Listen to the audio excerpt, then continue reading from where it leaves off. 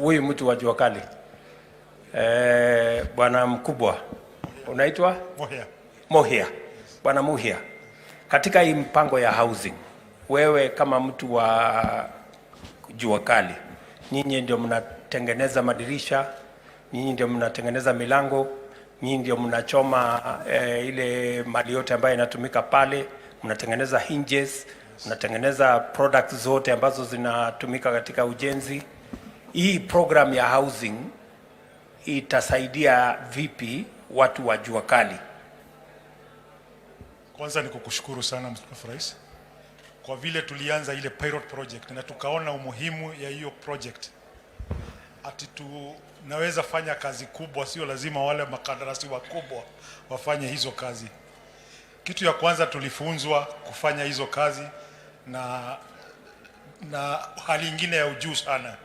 So across the board watu wote wanaweza kuwa wameingia kutoka kwa level ingine mzuri sana, ambapo kila mtu anaweza. Unazungumzia quality of the product. Quality of the product. Una make sure that iko quality na mzuri. Measurement, unajua sisi venye tunafanyanga kazi. Ilikuwa kienyeji kidogo. Kienyeji kidogo. Sasa mmeweka line.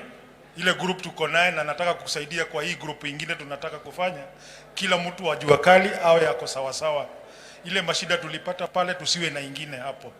Ndio tuweze kuwezesha watu wetu wafanye kazi vizuri. Na hii nini? So, hii kitu kingine naweza kukushukuru sana ni maneno ya furniture. Ngong Road unatujua, wewe najua ni mmoja wetu kabisa. Correct. Umetusupport kabisa. Hata umechukua mafundi wangu ukapeleka Eldoret. Siku nyingine vizuri sana. But tunataka exposure. Tukipata tu exposure, watu wanaweza hata tengenezea kitu nyumba ya nyumba na mtu analete kwa display pahali. Kama correct. Hapa tukipatiwa subsidized prices, tunatengeneza 1 quarter hapa. Yes. Tunalete vitu kama venye umeziona. I hope hakuna mtu hajafurahia vitu ziko hapa. No, hii kitu iko mbele. Yeah, sasa tukipata ni exposure, lakini imekaa kama wiki kama 3 hii kama haijanunuliwa. Lakini ikikuja hapo watu 100 wanaiuliza. Yes. So tungetaka tayari watu 4 wameulizia kununua hii. Nimekaa naye mwezi karibu 2 huko workshop. Sasa unaona tukipatiwa exposure tuwe na kitu kidogo tu kama exhibition quarterly. Yes. Ama any county, every county. Very good. Watu wote wakitengeneza zinakongamana pahali moja zinauzwa. Nitaambia waziri wa trade apange hiyo mambo ya ndio Wakenya wajue ile products tuko nazo, products jua kali inatengeneza, ndio wawache kwenda kununua hizi vitu kutoka sijui dunia gani. China tunataka tulete tu mashini na Wachina wawili wa kutufunza.